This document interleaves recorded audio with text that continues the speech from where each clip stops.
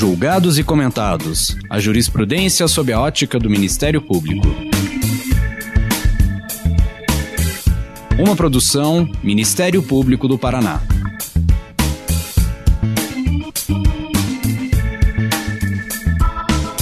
Olá, estamos começando mais um episódio do Julgados e Comentados. Eu sou Eduardo Cambi e hoje abordaremos sobre o tema do stalking e do cyberstalking, crimes de perseguição tipificados recentemente em nossa legislação penal. Para tanto, contamos com a participação de Ana Lara Camargo de Castro, promotora de justiça do Ministério Público do Mato Grosso do Sul. Lembramos que esse episódio foi gravado à distância em respeito às medidas de distanciamento social devido à pandemia da Covid-19.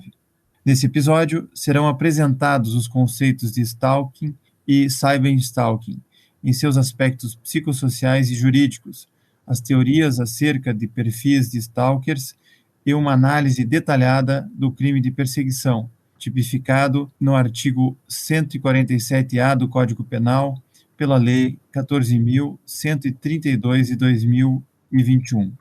Seja muito bem-vinda, muito obrigado por aceitar o convite e, por favor, conte para os nossos ouvintes um pouco da sua trajetória profissional e acadêmica. Olá, muito prazer participar, agradeço o convite do Dr. Cambi, o convite do Ministério Público do Paraná. Bom, eu sou promotora de justiça no Ministério Público do Estado de Mato Grosso do Sul há 24 anos. Atualmente assessoro o procurador-geral, fazendo gabinete judicial e sou membro auxiliar também do Conselho Nacional do Ministério Público. Mas propriamente com o tema, o que me liga ao tema, eu fui promotora de violência doméstica familiar contra a mulher durante 10 anos, entre 2006 e 2016, e foi nessa linha de frente da promotoria de VD que eu comecei a trabalhar com delito cibernético, tanto aqueles relacionados à exposição pornográfica não consentida na internet, quanto delito de cyberstalking.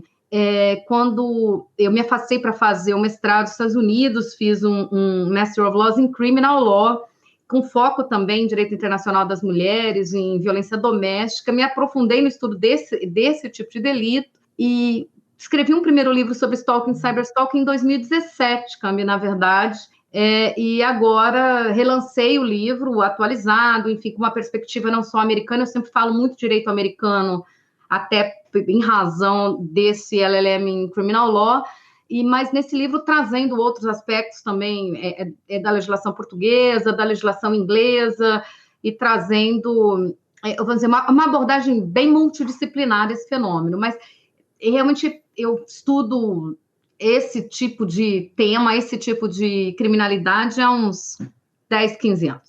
Ana Lara, vamos começar então explicando o que é stalking, qual é o conceito dele, a origem do termo, e as influências que certamente você trouxe ao estudar em Nova York do direito americano, do direito comparado. Bom, quando a gente fala em origem do termo, é muito interessante, porque é um termo, Cambi, que a gente empresta da biologia.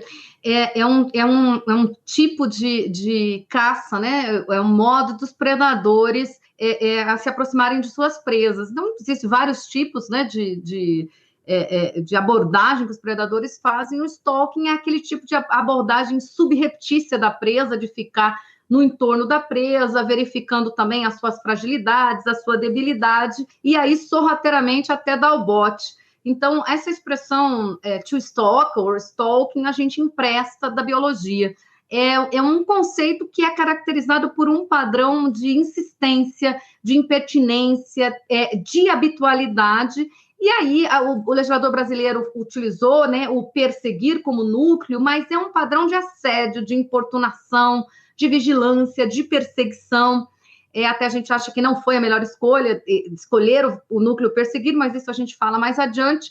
Então, esse curso de conduta caracterizado por essa insistência em assediar, em importunar alguém, causando nessa pessoa mais do que um mero incômodo, causando nessa pessoa um temor de que um mal vale acontecer, uma perda da sua privacidade, da sua liberdade, uma intranquilidade. Então, ele tem essa característica de ser um curso de conduta. Quando a gente fala nos Estados Unidos, eu sempre digo assim que o primeiro caso que é famoso nos Estados Unidos, que levantou o tema do stalking lá. Ele veio no início da década de 80, 1981, que foi quando Hinckley tentou matar o presidente Ronald Reagan. O Hinckley era obcecado pela Jodie Foster. A Jodie Foster havia feito aquele filme Taxi Driver, e ele tentou, de toda forma, contato com ela. Ele não conseguindo, ele teve essa ideia de que se ele matasse o presidente dos Estados Unidos, ele, então, teria a atenção da Jodie Foster. Então, a partir desse episódio, ele não consegue matar o Ronald Reagan, embora atinja membros do staff dele. O Hinckley, inclusive, esteve em o que a gente chamaria similar no Brasil, né, de medida de segurança, vamos dizer, ele esteve em hospital psiquiátrico até 2016, entre 81 e 2016, ele foi liberado recentemente. E a partir desse caso do Hinckley, se começa a estudar stalker nos Estados Unidos. Isso vai ter um auge em 1991, com um outro caso de stalker, que o Robert Bardo acaba matando uma atriz chamada Rebecca Schaeffer, isso já 10 anos depois, em 1990, e aí em 91 sai a primeira legislação de stalker nos Estados Unidos, que é a legislação da Califórnia. Quando a gente fala em direito americano, a gente sempre tem que pensar em 52 legislações, são os 50 estados, mais a legislação federal, mais a legislação militar. Então, ao longo da década de 90 até o início dos anos 2000, vai ter tipificação de stalking em todos os estados americanos, mais um stalking federal e, por fim, um stalking militar ali em meados dos anos 2000. Então, mas é sempre isso, é caracterizado pela existência de um curso de conduta. Claro, os tipos penais mudam no mundo todo, mas é um curso de conduta intencional que é inconsistente em assédio, em perseguição, em importunação, em vigilância, que cause medo, que cause transtorno, abalo emocional àquela vítima.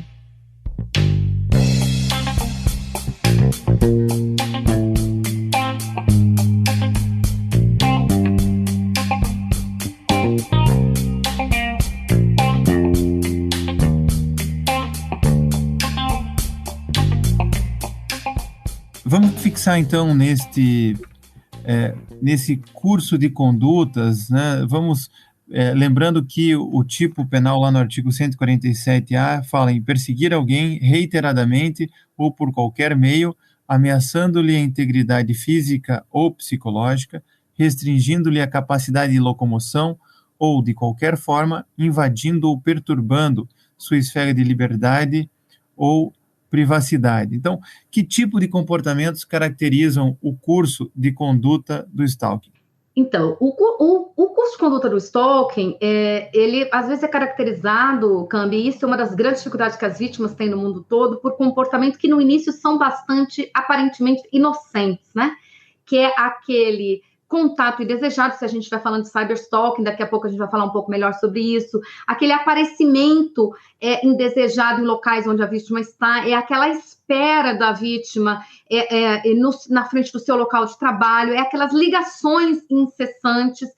Quem trabalha com violência doméstica, os colegas que trabalham nessa área, lidaram muito com esse stalker, que é o que a gente chama de stalker do perfil rejeitado, da ruptura relacional, que é aquela pessoa que faz centenas de ligações, que segue a vítima nos seus locais de passeio ou de trabalho, que espera em frente ao local de trabalho, que manda inúmeros e-mails. Quando a gente está trabalhando de cyberstalking, algumas pessoas também se utilizam da internet, então, para fazer esse contato ou para trazer uma perseguição via terceira pessoa, a gente chama de stalker por procuração. Mas, enfim, de início pode ser algo bastante inocente, assim, mas aquilo vai escalando. Primeiro, são pessoas que têm muita dificuldade de lidar com a rejeição, de receber um não, e aquilo vai escalando. Aí costuma escalar, por exemplo, quando ele vai escalar para violação de domicílio, para dano à propriedade. Tem um marcador de risco de stalking que é muito comum no mundo todo, por exemplo, que é o abuso de animais domésticos, por exemplo. Você vai se lembrar, Cambi, nos anos 80, eu acho que o filme clássico de stalking é o Atração Fatal, né? É um filme muito famoso, um dos mais famosos do mundo sobre stalking, que há um episódio de pet abuse, de abuso de animais. E aí se estima que 25% dos casos podem escalar para agressão física e sexual, ou sexual, e 2% dos casos a homicídio e feminicídio. É isso que as estatísticas internacionais nos dizem. É claro que nós ainda não temos estatísticas no Brasil, é um fenômeno, embora muito antigo, a gente tratava ele como 65 da Lei de Contravenções Penais, né? Então, nós vamos ter que construir toda uma cultura do delito de stalking. Então, o comportamento em si pode ser inocente, pode não ser, né? Ele pode não caracterizar, ele pode caracterizar uma ameaça direta, mas pode não. A questão é o padrão de assédio, de importunação, de insistência que deixa aquela pessoa com medo. Olha, eu sei onde você está, eu te sigo em todos os lugares. Às vezes começa com uma conversa insistente de internet, mas depois de um não, aquela pessoa cria perfis falsos para tentar contato comigo, ela se torna ofensiva, ela gera haters para mim.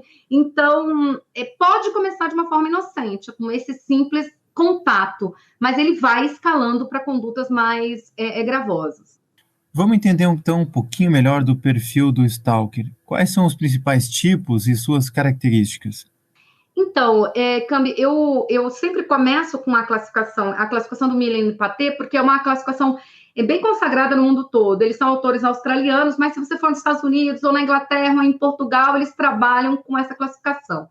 Então, é o rejeitado, que é o maior volume, o que representa maior risco, que é justamente, geralmente, aquele de ruptura relacional, né?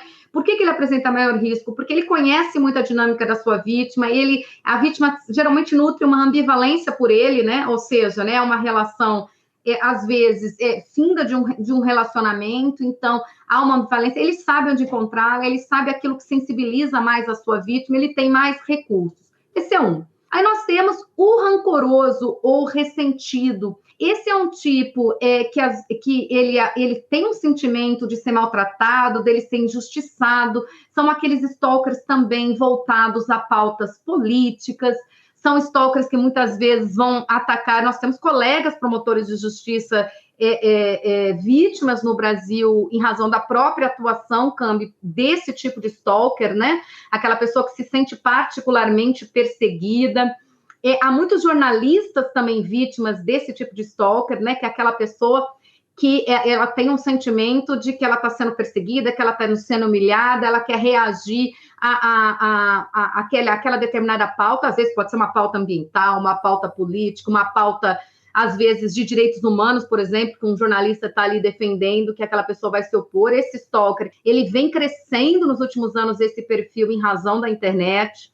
O outro perfil que eles apresentam é o carente, em busca de intimidade, que seria aquele erotomaníaco clássico, na linha do que foi o Hinckley, que pode ou não ter transtorno mental junto, mas aquela pessoa que quer formar um vínculo de romance com você. Isso também está potencializado pelas redes sociais, porque às vezes a pessoa dá uma resposta com um grau de atenção, às vezes uma atenção mínima, né?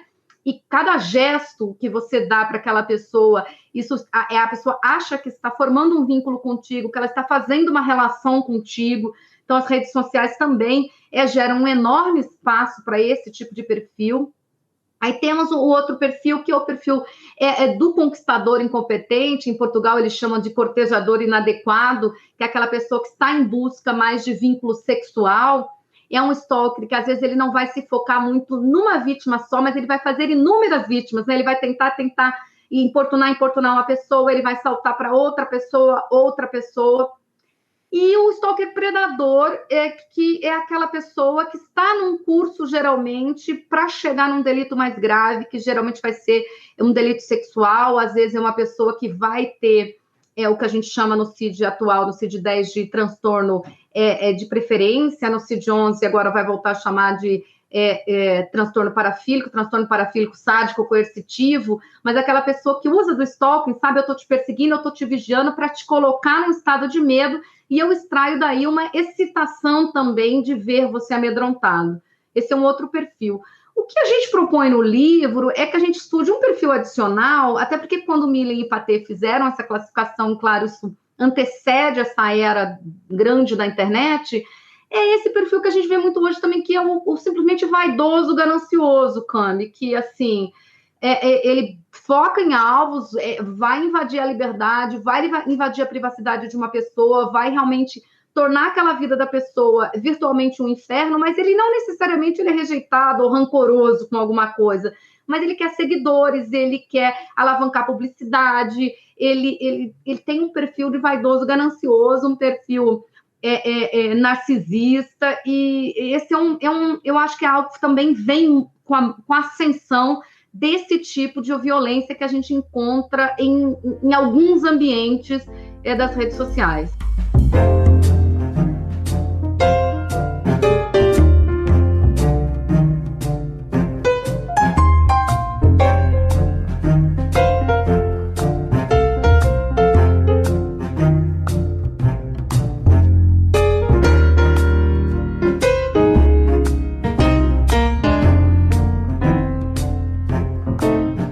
Vamos voltar então para o nosso Código Penal, claro. O artigo 147-A, que fala desse tipo de crime de perseguição. A pergunta é: quais são as dificuldades para a configuração desse crime do 147-A e as perspectivas para a sedimentação da jurisprudência? Câmbio, uma coisa que eu tenho falado muito para os colegas promotores, mas todo mundo que vai lidar, eu falo quem está na linha de frente, a própria vítima, é porque o legislador colocou 7 possibilidades, eu sempre listo ele em 7, né? Então, na hora de fazer essa narrativa, esse é o primeiro desafio que o MP vai ter, né? Porque é perseguir ameaçando a integridade física, perseguir ameaçando a integridade psicológica. Então, aqui nós já temos uma questão. Muita gente me pergunta, olha, exige ameaça? Falei, bom, depende daquilo que a vítima registrou e do que você colocou na tua narrativa da denúncia. Por quê? Se eu optei por ameaçar a integridade física, ameaçar a integridade psicológica, então eu vou ter que comprovar esse medo na mesma medida que o 147 caput exige. Se eu estou narrando eu optei por exemplo, perseguir invadindo a esfera de privacidade, ou perturbando a esfera de privacidade, ou invadindo a esfera de liberdade, ou perturbando a esfera de liberdade, eu não vou precisar do medo, né? Eu vou ter que comprovar como que essa esfera de liberdade ou privacidade foi invadida. Lembrando que quando a gente fala em liberdade, gente, a gente está falando também, claro, no nosso bem jurídico de liberdade que a gente conhece tradicionalmente, mas uma nova roupagem da liberdade, que é a liberdade virtual, né? Se essa pessoa está invadindo a liberdade de expressão nas redes sociais de alguém, está impedindo que eu utilize livremente da minha expressão no ambiente virtual. Mas voltando, então, por exemplo, um dos desafios que nós vamos ter é isso, numa narrativa que depois que eu escolho, né, qual dos 7 núcleos duplos, porque ele é todo de núcleo duplo, né, o tipo penal, então um pouco complexo, e tomar este cuidado, porque não existe, por exemplo, perturbar a integridade física ou perturbar a integridade psicológica. Ali eu tenho que ameaçar. Então, esse é um primeiro cuidado. Outro cuidado que nós vamos ter que ter, Cambi, que eu acho que a jurisprudência vai ter esse desafio, é construir o que é curso de conduta no Brasil. Porque se a gente pega alguma legislação americana, por exemplo, alguns estados ou a legislação federal vai dizer que é 2 ou mais. Em alguns outros países ou em alguns estados americanos não vai dizer o que é o curso de conduta. Exige habitualidade, mas como que configura essa habitualidade? Então, isso a jurisprudência brasileira vai ter que consolidar. Agora, fica bem claro, e daí foi a nossa preocupação com a revogação do 65, fica bem claro que aquele ato isolado, né, em que a gente jogaria no 65, agora se tornou atípico. Vamos lembrar para os ouvintes que a Lei de Contravenções Penais, no artigo 65, falava molestar alguém ou perturbar-lhe a tranquilidade, por assíntoma ou motivo reprovável. Ou seja, ao ser revogado o artigo 65 da Lei de Contravenções Penais, quais as implicações aí que você estava explicando, Ana Lara? Então, até as pessoas perguntam, olha, Ana, acabou tudo, tem que arquivar tudo? Não, nós podemos pensar numa continuidade normativa típica. Ok, aquele delito do 65 que estava em curso e que ele se encaixa no 147A, ele pode prosseguir, ok, mas aí vai exigir a habitualidade, porque a habitualidade é da essência do tipo do 147A. Aquele fato isolado que a gente narrou, ele fica atípico hoje. Então, em certa medida, Cambi, eu tenho dito isso para os colegas, o legislador brasileiro não tem um tipo, vamos dizer, consolidado para assédio, né? Acabou optando, inclusive, aqui pelo núcleo, como eu falei, perseguir, Não que perseguir não seja uma forma de stalking, mas no mundo todo o stalking é estudado como uma modalidade, vamos dizer assim, agravada de assédio, né? É aquele assédio que, para além de te incomodar, ele te causa medo, ele abala a tua estrutura emocional. Aqui ele ficou com o núcleo perseguir, é lógico que esse perseguir também nós vamos construir como membros do Ministério Público e como, né, jurisprudência brasileira, esse perseguir justamente no sentido de assediar, de importunar, não vai ser o perseguir clássico nosso, que é muito físico, né? Tem muito a ver com perseguição física, então nós vamos ter que construir esse núcleo, dar-lhe o sentido, né, de importunação, de assédio.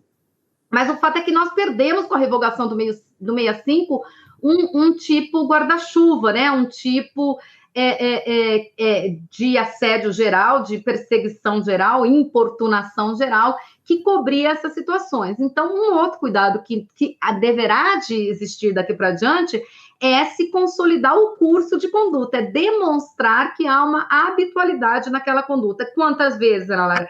Bom, alguns lugares, como eu disse, alguns países, alguns estados americanos entendem 2 ou mais. No Brasil, isso não está escrito na lei, né, Câmbio? Então, nosso papel vai ser construir isso de habitualidade, mas ficamos órfãos, na verdade, do 65. Então, eu acho que as primeiras coisas que a jurisprudência vai tentar consolidar é o que é curso de conduta, realmente a revogação do 65, eu acho que a tendência será pela continuidade normativa típica, desde que haja habitualidade, se não houver, será atípico.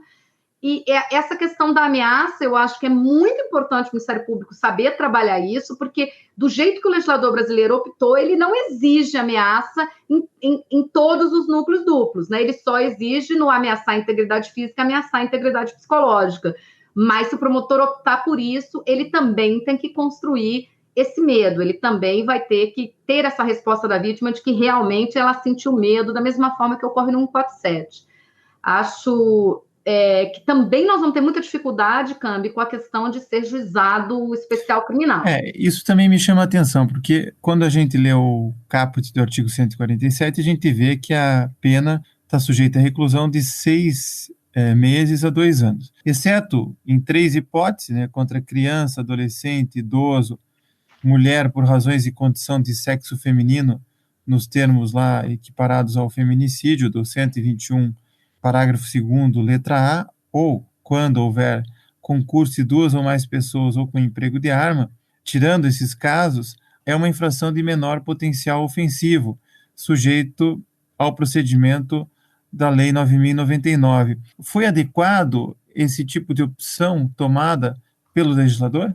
Olha, Cambi, eu entendo que não, quase todos nós, assim, que estudamos ou somos autores aí de direito digital, para nós, a gente ficou muito insatisfeito com essa opção do legislador, porque, de uma maneira geral, isso também já não passa a gravidade da conduta, que é o stalking, né? A gente fica naquele mesmo sentido de dar pouca importância ao fato, mas sobretudo pela forma de investigar, né? A gente sabe que quando a gente está tratando de juizado especial criminal, via de regra, é basicamente o TCO, né? É feito ali na hora, com uma colheita muito simples de informações da vítima.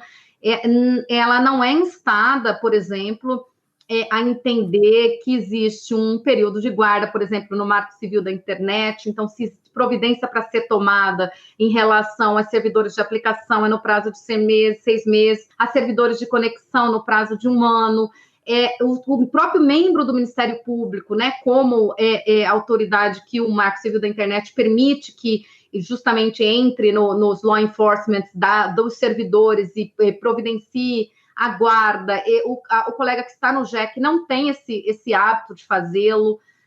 Então, é muito difícil fazer delete. Às vezes, assim, print, ensinar mais do que o print, por exemplo, que a pessoa precisa capturar o URL, né, ou o link daquela postagem. Nada disso é cabível dentro do juizado, né? Ainda, quanto mais se a gente for precisar de auto de constatação, ou de perícia, ou de alguma coisa a mais. Então, do que eu tenho dito para os colegas? Que os colegas vão precisar estar muito atentos quando aquele TCO chega, porque, assim, aí muitos colegas dizem, Ana, dá para jogar para investigação complexa e mandar para a justiça comum. Dá, Cambi, só que com quantos meses isso vai chegar numa vara comum, né? Quase um ano depois, provavelmente, do fato, e vai ficar aquele vai e vem. E muitas vezes, quando a gente está tratando de delito digital, como eu falei, se depender de período de guarda, se depender da própria vítima guardar esse material, às vezes isso já se perdeu, porque ela não foi instada naquele momento que ela registrou o TCO a apresentar nada. O TCO ele vem cru, né, com uma folhinha. Então, realmente não é adequado. Em relação às causas de aumento de pena, sim, você falou, mas é bom lembrar para as pessoas, porque as pessoas têm que falar, quando a vítima for mulher, o stalking não é de juizado, e não é isso, né, Cambi? É exatamente o que você acabou de falar.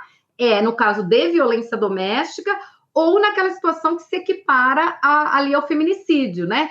Que é por menosprezo ou discriminação. Então, muitos casos de stalking, embora você vai ter um machismo estrutural, que até aquela perseguição está se dando contra a mulher por ela ser mulher, muitas vezes o promotor não vai conseguir comprovar pelo estilo que o stalking está acontecendo, que aquilo se deu por menosprezo ou discriminação. Isso pode acontecer com promotoras, isso pode acontecer com jornalistas, né? A não ser que o stalker dê características, né, de misoginia, de sexismo, não é. Então, as pessoas também, os membros do Ministério Público têm que estar atentos a isso, e as pessoas também precisam saber disso, que muitas vezes a vítima é mulher e vai ficar no âmbito do juizado especial criminal assim mesmo, ou seja, sem a causa de aumento de pena, porque não é violência doméstica, e essa, claro, sim, é fácil de ser caracterizada, e não é uma situação de menosprezo ou discriminação que se consiga comprovar, ainda que pelo machismo estrutural isso estivesse presente. Por quê? O legislador optou por manter esse estilo lá do 121. Poderia ter avançado, assim, se a gente for pensar no linguajar do Sistema ONU, da Resolução 35, né, de violência de gênero contra a mulher, por ser mulher ou por ela ser impactada mais grandemente por aquele determinado delito, que é o caso do stalking. Mas não foi a opção do legislador. Como você muito bem falou, o legislador optou exatamente pela mesma terminologia que utilizou no 121, quando fez a legislação do feminicídio.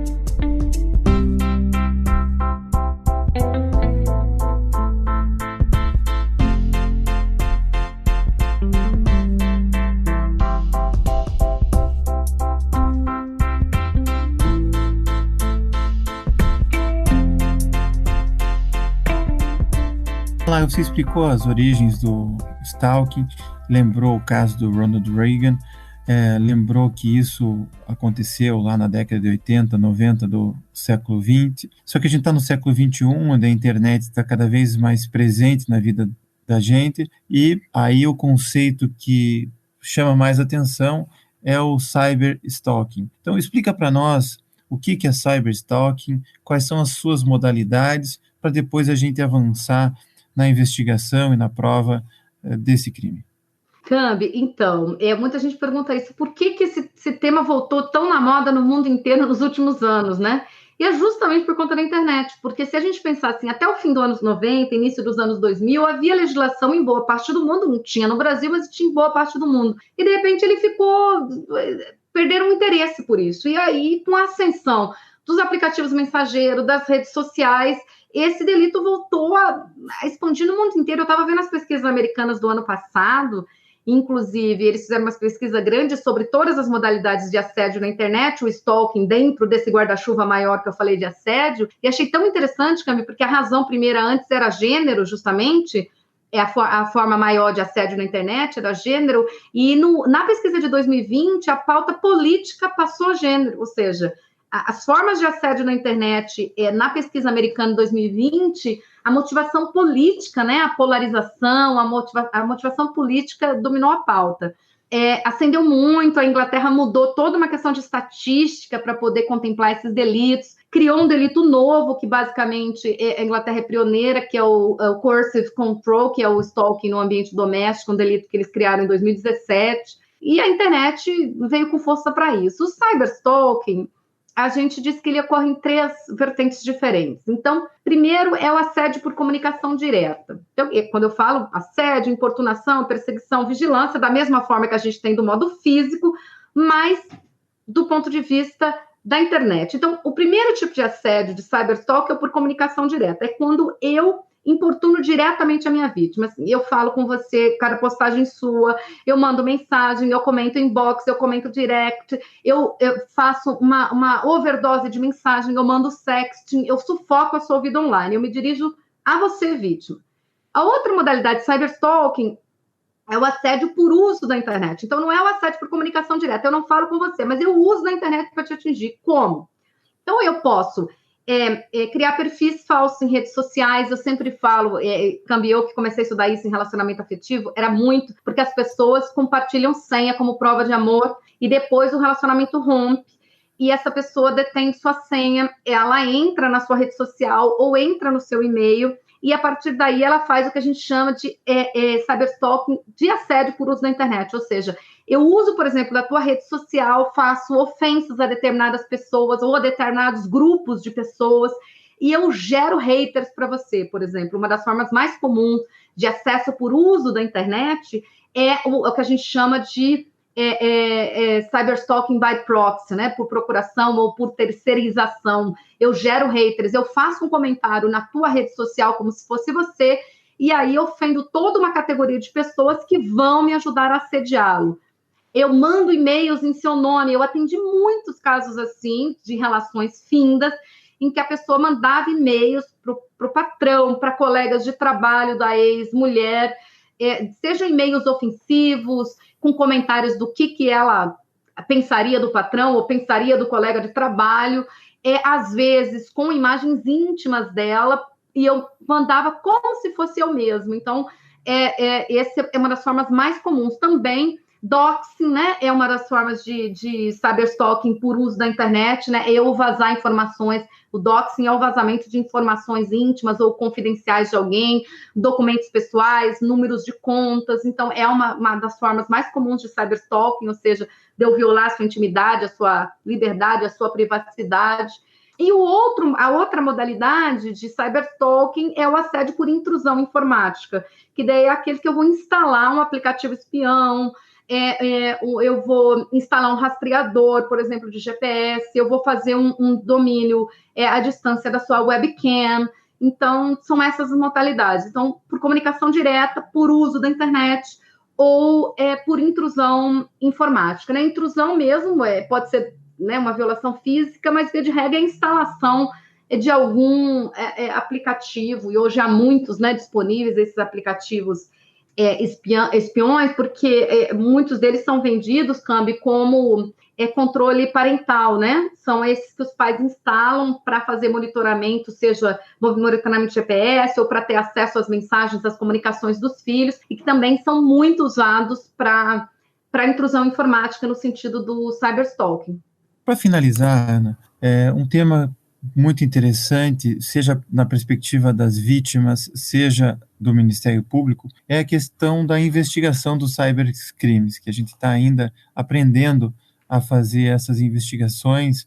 E o que você diria a respeito da investigação e da produção da prova do cyberstalking, na perspectiva tanto do Ministério Público, que tem o ônus de provar, quanto para as vítimas que possam ajudar o Ministério Público na colheita desses meios de prova?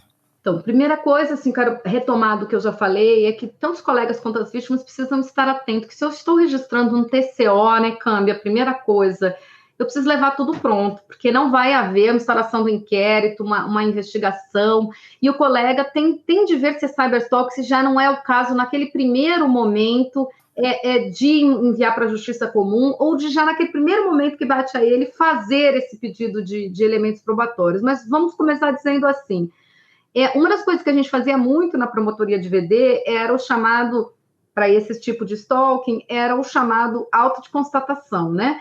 O auto de constatação era nada mais do que a vítima levava o seu aparelho telefônico na delegacia, e não sendo necessário uma perícia, não precisava de uma ata notarial naquele primeiro momento, porque a gente pode fazer essa constatação do que tem o aparelho por perícia, quando o caso é complexo, exige perícia, por empresas que fazem certificação por blockchain, ou por ata notarial, mas a própria delegacia tinha esse cuidado. Então, a delegacia dizia, manuseando o aparelho do fulano, detectei 50 ligações partidas por esse nome, detectei mensagens. Então, havia um auto de constatação, uma rotina de auto de constatação que a gente tentou implementar nas DEANs aqui na época. Segunda coisa, se nós estamos tratando de postagens em internet, a pessoa saber que ela faz o print, Câmbio, às vezes são coisas simples, mas ela tem que capturar também a URL, ela tem que capturar o link, né? Embora se possa não ter o link, mas quando você vai tratar com preservação de prova, que você vai pedir alguma coisa para um provedor de aplicação na internet, eles vão pedir o link já de cara, e quando está tratando de indisponibilização de conteúdo, especialmente para o provedor de busca, a jurisprudência do STJ é muito pacífica no sentido de que precisa indicar o URL. E quando a gente fala em URL, gente, é o link. E o link, se você pegar, por exemplo, dando um exemplo, uma rede como o Facebook, você tem o link da sua página, você tem o link de uma foto, você tem o link de cada comentário que é feito. E isso, às vezes, a pessoa traz o print, mas ela não é informada que ela precisa capturar essa URL, o próprio promotor não pede isso, a delegacia não pede isso. Outra coisa que é importante, backup de conta em conversa. Se você tem uma conta na qual você está sendo agredida, você não exclui, você desativa apenas, porque muita gente simplesmente exclui a conta. Excluindo a conta, a empresa, né, o servidor de aplicação, ele pode simplesmente te dizer, olha, eu não tenho mais porque foi excluída. Aí você pode discutir, ele está mentindo ou não, ele sempre tem, ele guarda, mas eu não posso exigir, porque realmente a pessoa excluiu a conta. Então, desativa, não exclui. Outra coisa que é importante essa conversa que ela precisa ser feita com as vítimas. Uma das coisas que nesses anos que eu trabalhei eu detectava, claro, é um mecanismo de defesa, todo mundo trabalha com mecanismos de defesa, né? Então, parte do mecanismo de defesa é minimização e negação, né? Então, eu vou lá e apago todas essas conversas, eu limpo tudo, porque aquilo, eu acho que eu limpando aquilo, ele não vai falar mais comigo e tudo mais. Então, a pessoa também precisa ser orientada a não apagar essas conversas, a não deletar, a manter, a não trocar, ela pode até trocar de número, né? Mas ela precisa preservar aquelas conversas que estavam, e muitas vezes as pessoas até por um mecanismo de defesa, achando que eu apagando aquilo, eu vou apagar tudo o que está acontecendo comigo, elas perdem essas provas. Outra coisa é isso, os colegas trabalharem diretamente, quando a gente está trabalhando com o grupo Facebook, que ali é Facebook e Instagram, ou Twitter, eles têm as próprias, né, o próprio colega pode entrar dentro da LERS, né, do law enforcement deles, e fazer esse pedido de preservação, de guarda, seguindo ali o Marco Civil da Internet. Dados cadastrais, o colega pode obter diretamente com a empresa independente de ordem judicial. Claro que identificação de IP não, vai precisar de ordem judicial sim, acesso a conteúdo vai precisar de ordem judicial, mas a primeira coisa é pedir a preservação, porque o Marco Civil da Internet, por exemplo, para registros de conexão e registros de aplicação, que é justamente a identificação do IP, ele tem um período de guarda muito curto, Câmbio, que é de 6 meses para o provedor de conexão, 6 meses para o provedor de aplicação e 1 ano para o provedor de conexão. E há outras questões de guarda que a lei nem estabelece qual o prazo, né? Então, fazer esse pedido às empresas para que as empresas preservem esse material é uma das primeiras providências.